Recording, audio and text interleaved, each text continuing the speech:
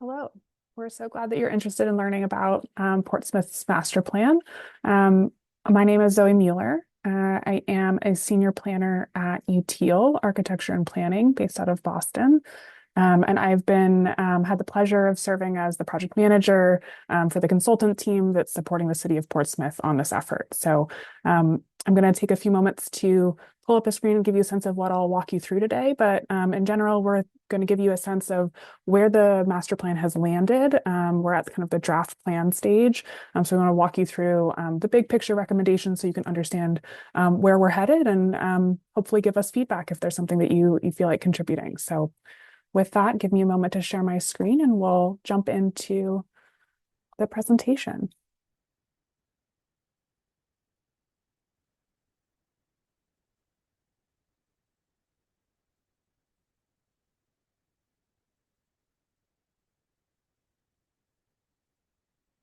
All right. So we'll give you an overview of the master plan. Um, to give you a sense of what we'll walk through, I'll give you a sense of purpose and process, the draft plan framework in terms of the vision, the values, and the goals. That's kind of the written North Star for the plan. And kind of the central piece of the plan, which is cultivating neighborhood centers. And I'll talk a little bit more about that, give you a sense of what we mean by that. And then we'll finish with giving you a sense of how that translates spatially into a framework for development in the city, the degree of change in different parts of the city that we're anticipating, future place type vision and potential zoning changes, as well as infrastructure and capital investment ideas. And with that, I am going to hide my video just so you can see the full slides going forward, but uh, we'll be excited to see what you have to share with us at the end. All right, so first we want to give you a sense of what a master plan really is and what it does for a city like Portsmouth. So I think of it as a strategic plan that gives you a sense of where and how the city should develop and invest over the next 10 years or so, 10 to 15 years, let's say. And the master plan can be something that, is helpful in aligning lots of different people who have to make aligned decisions to advance the development of the city. And it's, important to kind of have that written component that really makes clear kind of what everybody's shared values are, where we're kind of how we're making decisions. But it's really most powerful in aligning development regulations. So things like zoning, subdivision regulations, land use controls that control, in many cases, private development on property in the city, and also investments in infrastructure and quality of life. So that many times those are things that the public sector, so the municipality is investing in, but oftentimes it's a partnership between public and private investors to kind of make that infrastructure and those amenities really work well for the residents and visitors and kind of the broader community of Portsmouth. So with all that, this plan will give a statement of shared values, a strategic vision, and kind of roadmap for the future of the city and a framework for implementation. That will include a growth framework. So where are we preserving? Where are we enhancing? Where are we adapting? And it will provide a foundation for changes to land use and zoning regulations, as well as capital investment priorities and policy and program priorities. In general, this will not provide a full zoning rewrite that typically follows as a separate effort after a master plan. And we often tee up some of those kind of topic area or place specific ideas. But the details of working through that and exactly how the resources will be spent is typically handled as a follow-up to the master plan. So think of this as that framework to guide decision making. In terms of the topics that the master plan will focus on, it's really comprehensive. It's touching all these different things that are related to one another, but in particular, we're focused on housing, the economy, and development patterns and urban form. These things are very closely related to what a master plan is best at, what I just sort of talked through. And It's also in our review of prior planning in the city. These are some of the areas where Portsmouth does not have as many planning documents, as many sort of studies and sort of things to guide decision making in these arenas. So we're looking at how those things are connected to one another and how we can give the city stronger guidance on how to make those decisions going forward. And spatially, one of our primary focuses is kind of how do we think about downtown and its relationships to the different, neighborhood centers and districts outside. How do we strengthen that overall framework with an eye to housing and economy and kind of how those things are connected to one another? To just kind of go a little bit more into that detail, what that means is we will have a unified strategy for land use, zoning, and community design that integrates economy, housing, issues of transportation and mobility, and land use and built form. Those things are so interconnected with one another and really need a unified framework. In addition, there are tons of cross-cutting topics that are really integral to that sort of unified strategy and get woven into that strategy kind of throughout. And so those are things like sustainability and resilience, public utilities, services and facilities, natural resources and conservation, arts, recreation, amenities, and culture and historic preservation. So those are things that already in many cases have their own sort of standalone plans or reports, commissions, committees, et cetera, that are guiding those efforts. And so we're really pulling and building from that work that already exists in those spaces to make sure that it's showing up in the ways that we are guiding the economy, housing, transportation, mobility, and land use and built form. So in terms of the process, we are at this draft plan stage. So that means that we are sharing back out to the community what we've heard so far and where we've landed in terms of the recommendations that we're making for feedback before we go to kind of writing that all up and composing it as a final report document that will become the adopted master plan for the city. So this is a really critical point for feedback from the public, and we want to make sure that this is a good foundation for people to understand where we've landed. This is also kind of the culmination of, or kind of a pivot point after a really in-depth effort by Ann Weidman, our community organizer, along with the rest of the consultant team to really build a foundational understanding of, what are the key issues people need this plan to address, things that people love about Portsmouth, things that people think can be improved. And so Anne really did a huge effort, especially in kind of the last summer and kind of into the fall, to just catch people where they are already in their day-to-day lives and get input from folks and make sure people are aware of the plan. So you can just see here some of the numbers there. I won't go through all the details, but over 28 events, over 700 kind of one-on-one conversations and comment cards that were filled out, and close to 600 participants in a survey that was used at that kind of to identify issues and opportunities. As we've come kind of to the second half of the work, around drafting recommendations, we've had a sort of a deliberate lull in engagement as we were kind of gathering all that and composing our sort of synthesis of what we've heard so far. But more recently, we've had a draft plan framework survey, a business mini survey, and then of course the April open house that we held at the community campus. And so now we're kind of in that mode of just getting feedback from folks following that little burst of engagement. So this was a little bit more survey based, as well as that one open house. So with all that background, let's jump into what the recommendations are. The plan as a whole is held together by vision, values, and goals. That's what's kind of the North Star, kind of, the way that we're guiding all of the subsequent more detailed recommendations. And this came very directly from what we've heard from folks in that sort of early flush of engagement that Anne was leading. So for the vision statement, I'll read this out. This is where we've landed after a lot of wordsmithing and sort of shared input, and hopefully captures kind of the spirit of Portsmouth and where we're going as a community. So Portsmouth will continue to cultivate our role as the Seacoast region's cultural and economic hub, protect the places that anchor our shared identity and historic character, and invest in sustainability, resilience, and environmental justice. As the city of the open door, we will support the people who create our community, expand attainable housing options for residents at every stage of life, and ensure our city is accessible and inclusive. Together, we will work to keep Portsmouth a beautiful, vibrant, and welcoming home for all people for generations to come. This is a quick aside.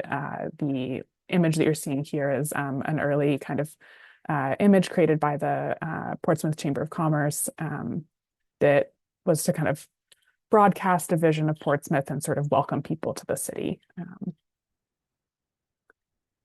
In terms of core values, this is something that we built from, the prior master plan and sort of fine-tuned based on what we heard. The values that we're kind of holding as we kind of go into those more detailed recommendations are vibrancy, authenticity, inclusivity, connectivity, sustainability, and resiliency. I won't read through the specifics of this, but you can access all of this on the website that's available kind of to download or view at your convenience. But these are really to help us, when there's a question, do we do this or do we do this? We go back to these values and say, which is more aligned with these values? The goals are what then takes this to that next level of resolution and starts to kind of get to those particular recommendations and actions that can be taken to further that vision and those values.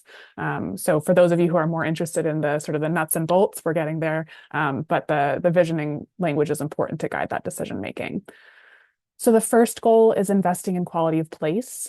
This is about improving the everyday lives of residents and visitors and fulfilling the community's desire for a sustainable future by investing in and connecting them to Portsmouth environmental and cultural amenities.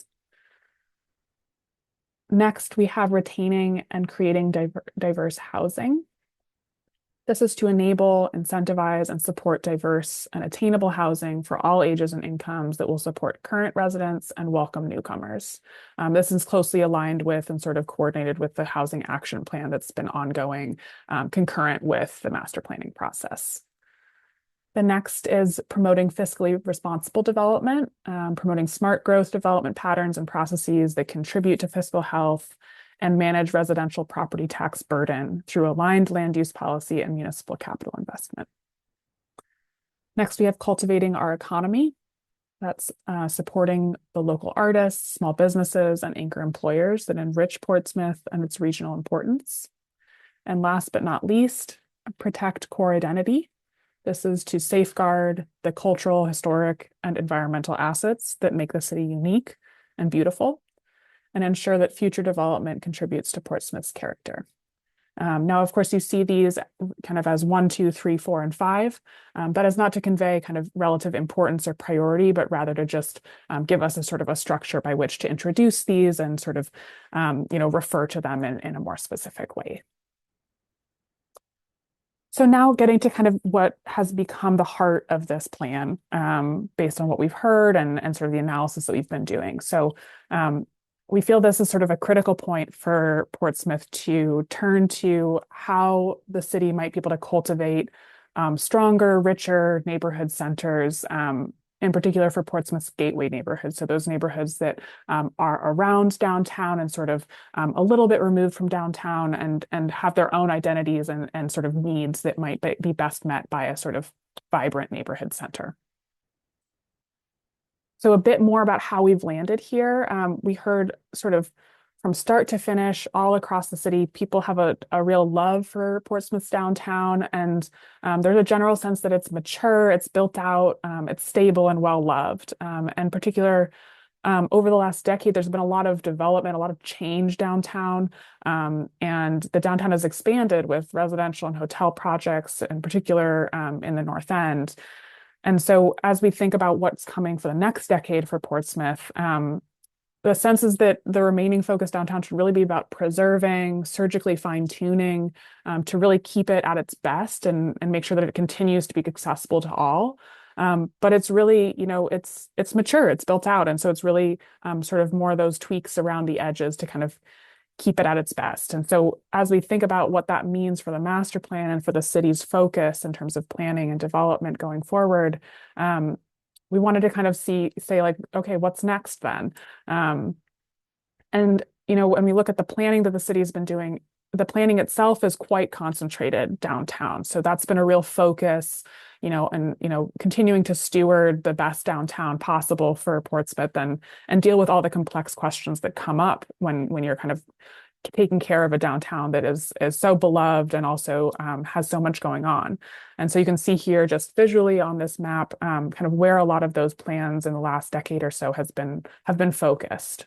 And so as we think about that and sort of what's happening in the market, how people's lives are sort of shifting and evolving, a lot of what we were hearing is that prices are actually driving locals to gateway neighborhoods, and that local residents and businesses are often facing a question of whether they can stay downtown financially.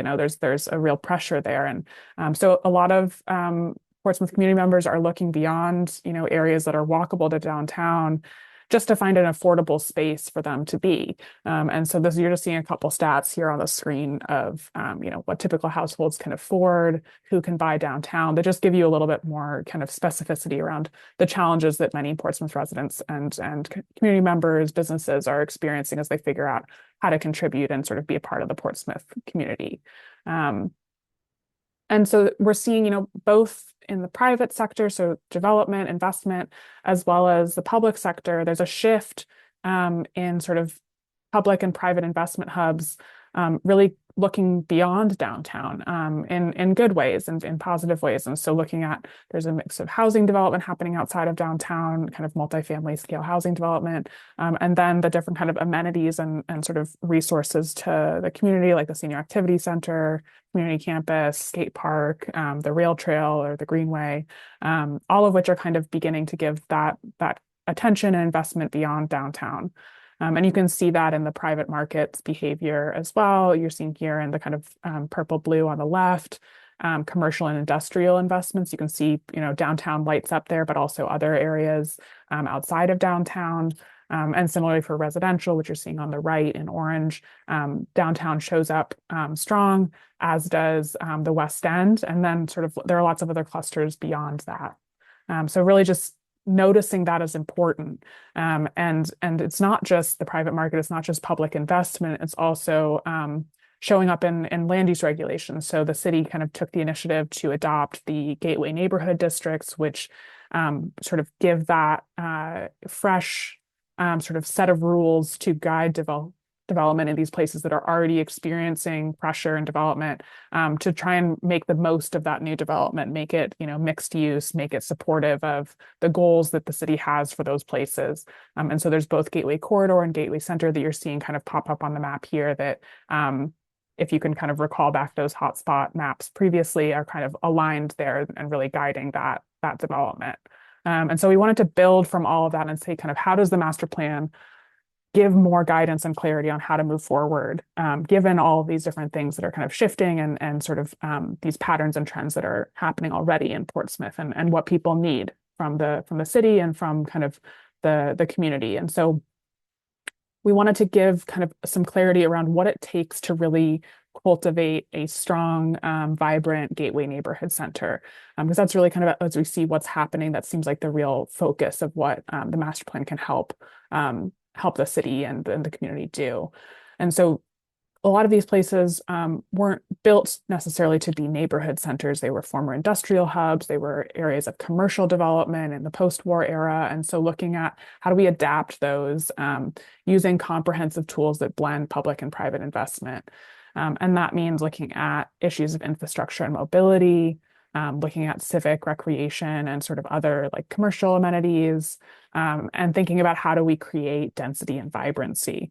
And so the idea is that this master plan can help create a shared framework for how to do that adaptation work across all these different tools. So these kind of capital investments and the land use regulations and the development that needs to occur to kind of bring this all together. And so we're really hoping to offer a framework that can be helpful and supportive as the city, navigates these questions in the coming decade.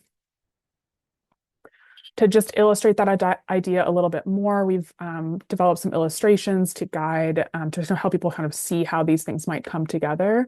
And so it's really looking at some of these places like the West End, and there's several other kind of suburban corridor hubs that we've kind of abstracted a bit here to kind of generalize some of the things that tend to come up in those settings, to think about how do we create neighborhood centers that are compact, mixed use, active, inclusive, that are connected, so areas that are walkable and accessible, and that are supported by, healthy, sustainable, and resilient systems. So that's really what we're looking to create and kind of help the city sort of foster in these places. And these are not really development proposals so much as illustrations to see how things could come together and sort of be able to imagine that what that has to offer the neighborhoods and the city's sort of residents and visitors. So coming to the spatial frameworks, this is where it all comes together and kind of taking those principles that are about the neighborhood centers and then zooming out and thinking about the city as a whole. What does that mean for the city as a whole? I'm going to walk you through some of these sort of key ideas and invite you to spend some more time with them using the materials that are available on the website. So development constraints is an important starting point for any, consideration of future development. And so we are very careful to understand both the environmental constraints and sort of sensitive areas, things like coastal flood risk, wetlands, existing conservation areas and open space, as well as ecological and wildlife migration corridors. We also took care to look at existing historic resources, historic designation like Downtown Historic District, and also the limitations of existing infrastructure to support future development. So water, sewer are critical to understand that potential and sort of where it's possible to, support development in the city. And so this is sort of our starting point for thinking about development. And then based on, our observations and our conversations with people, we've landed with this degree of change map. And so the way to kind of read this is it's showing you what parts of the city are areas where the focus should be preserve. So encouraging adaptive reuse, restoration, conservation. Oh, so sorry. Where in the city should the focus be about enhancing? So making targeted improvements for flexibility, for quality of life, to kind of refine or kind of build on a pattern that's already working well, but that has a couple of areas where targeted improvements would make a big difference. And then lastly, what areas of the city really need to adapt, places that need to have a shift in their development pattern to really serve the purpose and sort of support the needs of the city as we look to the next decade and what does the city need to have available to really thrive, through the changes that are coming. And so these are areas where there might be more targeted efforts needed to really fulfill that potential and sort of have these areas support the city and sort of the neighborhoods around them in the best way possible. And so this is something that, again, encourage you to spend some more time with it, but you'll see here that, the downtown is not a highlight for adaptation, that larger shift in development pattern. It's really about preserving what's there, continuing to kind of do that sort of more surgical alteration and really giving that focus to like, how do we guide change in these areas that really need more guidance? And so with that, as we think about where we're headed to, we wanted to start by understanding kind of what are the patterns of development today. So this is often called, people refer to this as like character or a development pattern, or oftentimes if people are very familiar with zoning, this is similar to zoning, but it's not quite the same. So what we've added here is a sort of capturing our read of the city, how it functions today. So we have different place types, the downtown, which has a sort of its own clear identity, existing neighborhood centers, which right now in looking at the city, we don't really see a strong presence of neighborhood centers as sort of like a real hub of activity outside of downtown. We do see neighborhood corridors like Islington. We see suburban corridors like Route 1 or Lafayette. And then in terms of the residential districts, we see downtown neighborhoods, traditional neighborhoods, that's sort of the pre-war neighborhoods that are then kind of outside that early kind of colonial close-in ring that's right around downtown, and then garden neighborhoods. So generally post-war, a little bit less dense and sort of more present with landscaping and such. And then in terms of the more kind of business industrial place types, we see the civic hub and employment hubs, sort of places where there's a strong presence of civic institutions like libraries, schools, et cetera, and places that have, strong industrial employment or kind of larger employers that are institutional or kind of sort of present beyond the downtown. So this is really a starting point for thinking about, where is the city going? We want to first understand where is the city today. So this kind of gives you a sense of those. You can view this on the website to kind of read in more detail, but they're grouped by centers and corridors, special use districts, and neighborhoods. And this is sort of a framework to understand what are the characteristics that are important that tie these areas together, and also kind of what targeted improvements might be beneficial to kind of do their best for the community. So to think about how that bridges to where we're going. In most cases, we're suggesting kind of a continuation of the patterns that exist now, sort of that sort of targeted improvements, but we really want to see a focus on how to cultivate these neighborhood centers. And so you'll see here, we've pulled out 5 areas of focus to cultivate those new neighborhood centers. And that's in that kind of darkest like nucleus that you're seeing there in each of those black outlines. And the idea here is to really shift the pattern there and sort of help to create a local destination, that dynamic mix of housing, commercial uses, public spaces, institutions, and infrastructure that serve the immediate neighborhood surrounding it.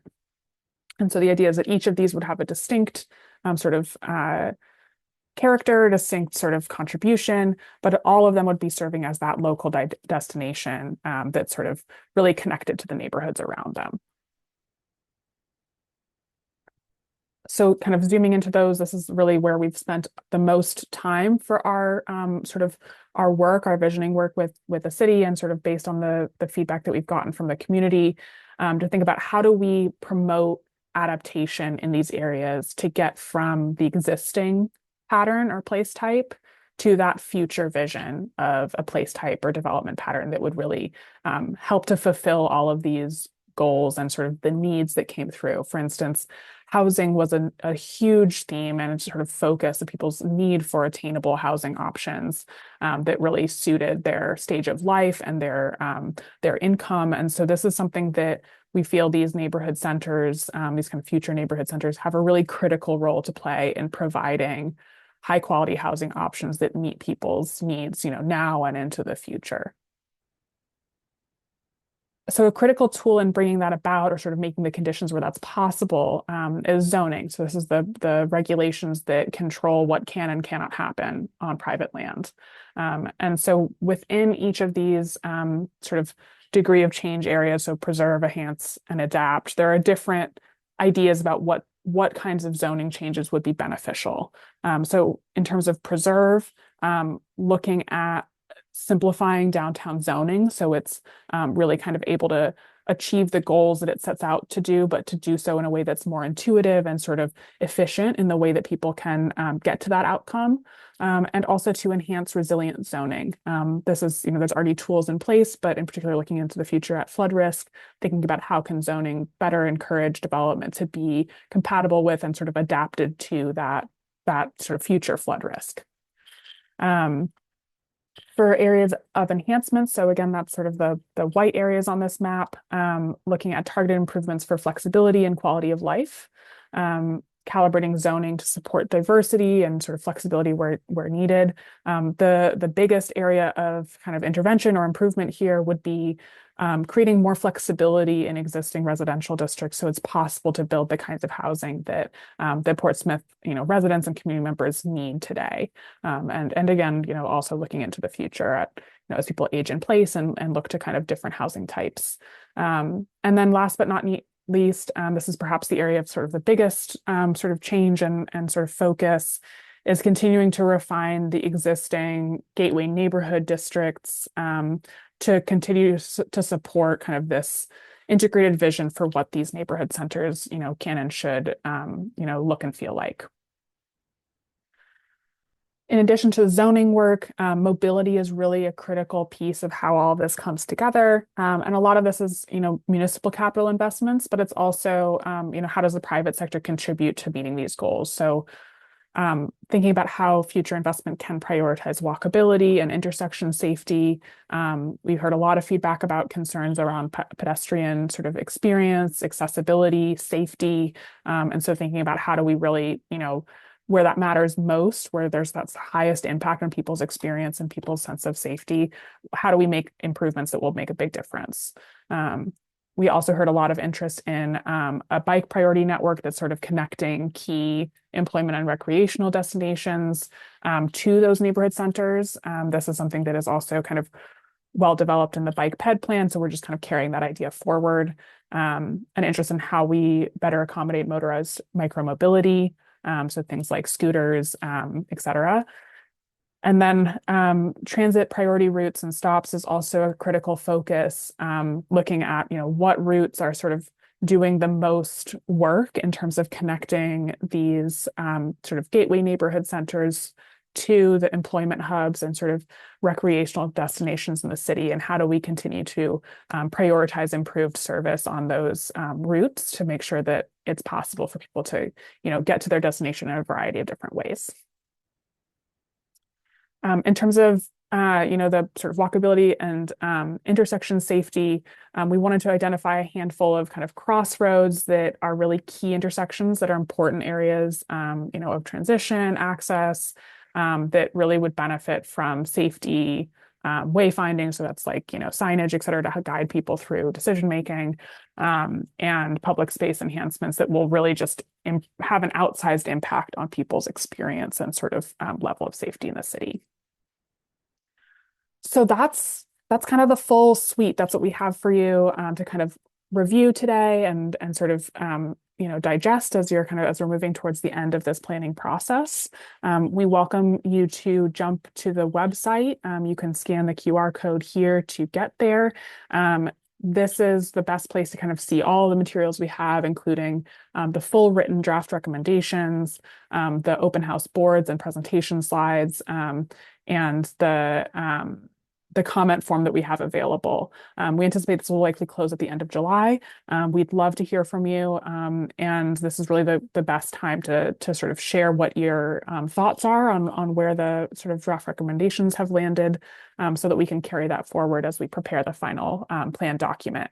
And that will be coming forward in the fall. We're aiming for September, may drift into October, depending on how things go. And that will really be the full document. You can see everything in one place, and we'll be welcoming public comment at that time as well.